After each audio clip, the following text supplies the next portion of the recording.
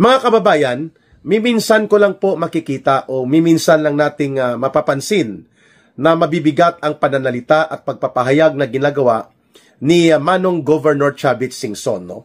Hindi ito masyadong nagpapa-interview sa media, hindi ito masyadong gumagawa ng mga pahayag. Subalit, nung makaraan lamang na linggo o 2 days before, magkaroon po ng pambansang pagkilos noong September 21, nagsagawa po siya ng isang pagpapahayag kung saan tinumbok po ni Manong Governor Chavit Singson sa kanyang pahayag doon sa Club Filipino na ang punong kriminal na may salarin at pananagutan bilang mastermind sa lahat po ng pandarambong na nagaganap sa ating gobyerno na ito at sa ating hinaharap na problema na more than 1 trillion pesos ang nawala, ninakaw, dinurubo at kinulimbat sa kaban ng bayan, ang tumbok ni Manong Governor Chavit Singson, si Bongbong Marcos Jr. At syempre, hindi po dyan ligtas ang kanyang pinsan na si Martin Tambaloslos Romualdez. Okay? And then, pagkatapos po niyan, nagkaroon ng temporary na pagtahimik doon sa kampo o side ni Manong Governor Chavit Singson. Subalit, ayon sa kanyang pahayag kahapon, sinagot po niya itong mga mabibigat na mga paratang at pagkukunwari ng butangera at pambansang tagapagtahol o barker ni Marcos na si Aling Claire Castro, the Claire Marites, yun ang tawag sa kanya.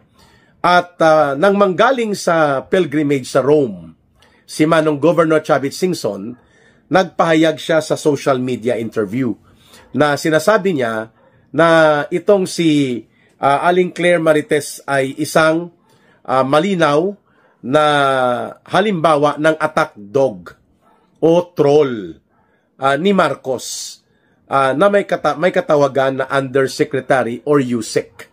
Ibig sabihin po, ang kanyang pagkakahulugan ng tinawag niya na attack dog si Claire Castro, sabi niya, pag nakaamoy ng pera, mangangagat yan, mga kababayan.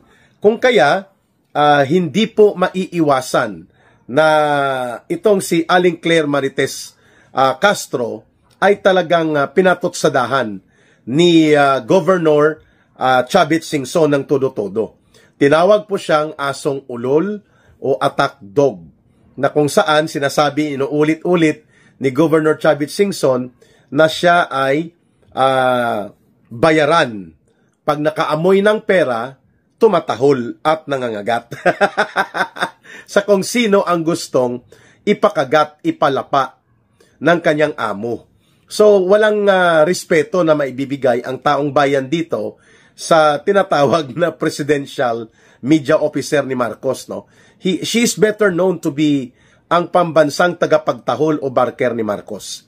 Sapagkat marami daw siyang pinaratang na mga kasinungalingan laban kay Manong Chavit Singson.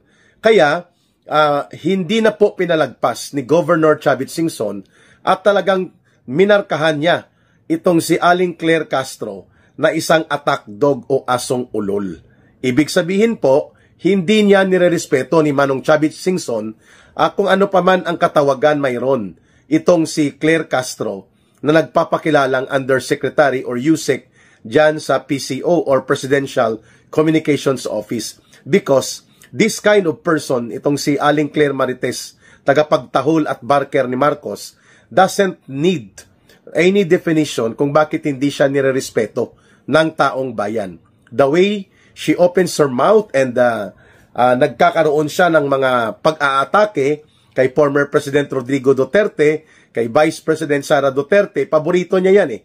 Walang ibang topic ito na pinagsasabi tuwing ito ay magkaroon ng so-called press briefing, Kaya tamang-tama lang na tinawag siya ni Manong Chavit Singson na troll at attack dog or asong ulol. Mabigat yun, coming from a person like Manong Governor Chavit Singson na hindi po yan nagbibiro, pinatotsadahan pa siya ni Governor Chavit Singson, girl, sinimulan mo ito, tatapusin natin.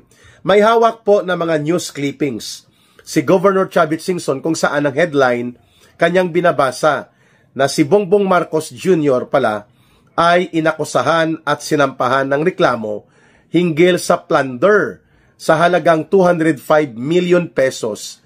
Included ito sa pork barrel scam. Kung kailan ito, I think nangyari ito ng senador pa si Marcos Jr. Marcos Jr. was senator between 2010 to 2016, mga kababayan. Bago siya tumakbo bilang pangalawang pangulo, na natalo siya doon kay Leni Robredo noong 2016. Okay. Ngayon, binabanggit ito ni Governor Chavit Singson na hindi siya gumagawa ng kwento. Kung kanyang sinasabi na si Marcos Jr.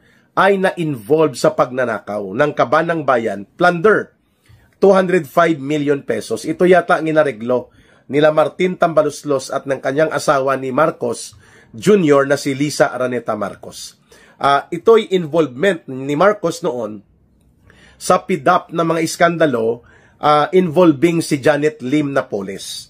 Subalit, bigla na lang naglaho po ang kasong ito, natabunan na.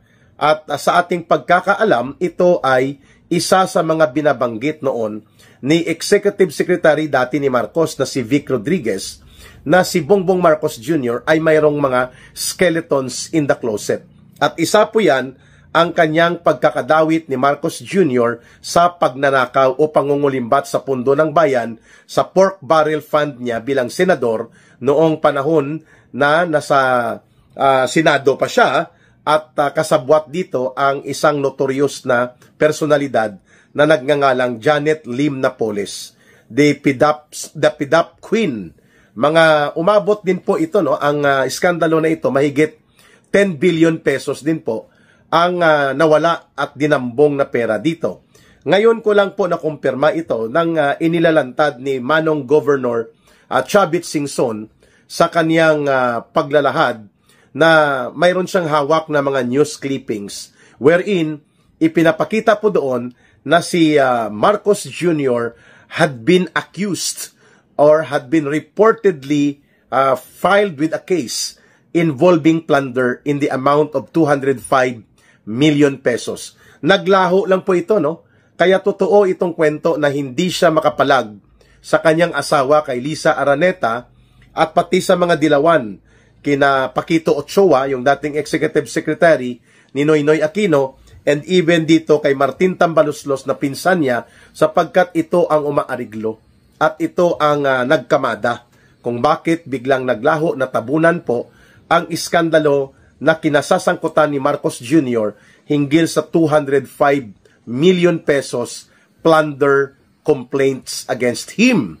Kung anong nangyaring ito, kakalkalin dapat ito natin at babalikan. At ito rin po ang dahilan kung bakit binabanggit ni Manong Governor Chavit Singson na hindi malayo po na pakialaman ni Marcos bilang mastermind ang pandarambong sa kaban ng bayan, kasi mayroon siyang ganong pattern. May ganun siyang involvement sa mga iskandalo ng pagnanakaw at pangungurakot at malawakang pandarambong. Not only because sa kanyang pamilya, sa kanyang tatay, yung yumaong diktador na si Marcos Sr., kundi mismo sa kanyang pagkatao. And this is the reason kung bakit pilit pinagtatakpan ni Marcos na hindi mabusisi ang mga iskandalong ito. In fact, mayroon pa po silang utang sa Philippine government, no? Hindi pa ito nababanggit ni Manong Governor Chavit Singson, 203 billion pesos po ang pagkakautang ng pamilya Marcoses. At yan po ay si Marcos Jr. ang estate administrator. Pag sinabing estate administrator po, siya ang nakatalaga bilang mangangasiwa at mamumuno doon sa mga ari-arian at mga pamana ng kanilang pamilya, lalo na mula doon sa kaniyang tatay, sa kanilang ama. At umaabot po ang utang nila sa buwis sa mga estate taxes na ito, na may finality of decision sa Supreme Court na inuutusan sila na dapat ay magbayad sila ng mga halagang 203 billion pesos. Subalit, hanggang ngayon po hindi ito kinikilala ni Ginoong Marcos na magbabayad ng 203 billion pesos para po sundin ang kautusan ng batas at pati na po ng Korte Suprema. So nagpapakita that Marcos Jr. himself has a propensity and a history na nai-involve ito sa mga anomalya, pandaraya sa buwis, pandaraya sa pundo, including itong pork barrel na case niya na na-involve siya sa Janet Lim na police scandal. Ngayon mga kababayan, mga kasambayan na ni Ka Eric, bakit mahalaga itong pagpupunto na ginawa ni Governor Manong Chavit Singson, lalo na po at kanyang pinuna itong tagapagtahol ni Marcos ni si Aling Claire Marites Castro, na tinawag ni Manong Governor Chavit Singson bilang tagapagtahol, hindi lamang tagapagtahol kundi asong ulol o attack dog, na kapag nakakaamoy ng pera, mangangagat. Grabe ang birada mo, girl. Binira ka tuloy ni Manong Governor Chavit Singson. Ayan, nakalkal tuloy na si Marcos Jr. pala ay mayroon pong involvement sa pork barrel scandal ni Janet Lim Napoles sa halagang mga 205 million pesos. Ay di sisiw yan kung ikukumpara sa 1.3 or 1.4 trillion pesos na pinagnanakaw nila. At ito ay arkitektong disenyo ni Marcos Jr. at ni Martin Tambaloslos.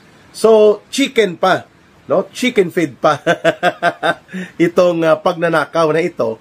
But the fact that Marcos Jr. has been established to have been involved in the scandal of pork barrel na pandarambong during the time na senador siya, at pati itong pandaraya sa buwis, malaki ito 203 billion pesos po ang kanilang utang sa mga estate property nila na hindi binabayaran with finality of decision by the Supreme Court na dapat magbayad sila. At kung kaya nga hindi yan makaporma sila, lalo na itong si Marcos Jr. sa US government dahil may utang sila din na $365 million sa mga penalties and taxes nila doon sa mga ill-gotten wealth nila sa Amerika, no, as decided by the US court in Hawaii. Marami pong katiwalian ang umaalingasaw ngayon kay Marcos Jr. At hindi po natin ikinagugulat kung bakit itong mga special agents ni Marcos, like itong si Itbulaga Tito Soto, itong si Ping Lacson, ay indefinitely suspended ang kanilang investigation ngayon sa Senate Blue Ribbon Committee dahil aayusin pa daw ang pag-countercheck sa affidavit ni Master Sergeant Gutesa at ng mag-asawang Diskaya. Yan po ay diskarte na lang ng palusot nila Tito Soto sapagkat by October 10, magkakaroon pala ng short recess or break ang Kongreso at balik yata nila is November 10 na. Mga isang buwan ito na recess. And because of that, maiiwasan tuloy na magkaroon ng Senate coup d'etat or regodon of power sapagkat ina-anticipate ni Tito Soto at nila Ping Lacson na pwedeng makakuha ng 13 numbers of senators na enough that will dislodge them to become the majority in the Senate para maampat at mapigilan ang balak na ito ng pagkakaroon ng panibagong regodon sa poder sa Senado ay hindi na muna nagkaroon ng mga committee hearings, kunwari ay pinaprioritize ang budget deliberations. Pero ang totoo, by October 10 pala, magkakaroon ng temporary break or recess ng 30 days sa Kongreso o sa Senado. At ang balik yata is November 10 pa. So that time, they are going to buy enough time for maneuvers. Kagaya po itong pagpupuna din ni Governor Chavit Singson na si Marcos Jr. is using all resources available sa kanya, yung kanyang publicity gimmick and public relations na mga management team, binabayaran po ito ng hundreds of millions of pesos. At mula ito sa malamang sa confidential fund ni Marcos. Kaya nga, sa loob ng 3 taon, ang 4.5 billion pesos na confidential fund ni Marcos Jr., ubos na ubos po yan taon-taon. At buwan-buwan po, nagpaparelease si Marcos Jr. dyan ng hundreds of millions of pesos. Mantakin po ninyo for 1 year, umaabot sa 4.5 billion pesos ang confidential fund ni Marcos. By the end of the calendar year or fiscal year, ubos lahat yan. So dito yan kinukuha itong mga ginagamit sa PR or publicity gimmick, itong kanyang mga paggastos noon kung papaano bibit-bitin at ipapadukot si Pangulong Duterte at ipapatapon sa Netherlands, lahat ng yan po ay coming from confidential and exigency fund of the office of the President. Kaya, hindi katakataka that he can afford na gamitin po ang panunuhol sa mga ilang senador na gusto niyang gamitin upang ma-recapture at muling makaposisyon sa loob ng Senado. Hindi rin po katakataka na kaya nilang imaniobra ang itong tinatawag na ICI upang ang anumang mga investigasyon will only concentrate and be limited kay Saldico at sa ilang mga secondary players. Pero si Romualdez at si Marcos ay hindi dapat aabutin. Ayan.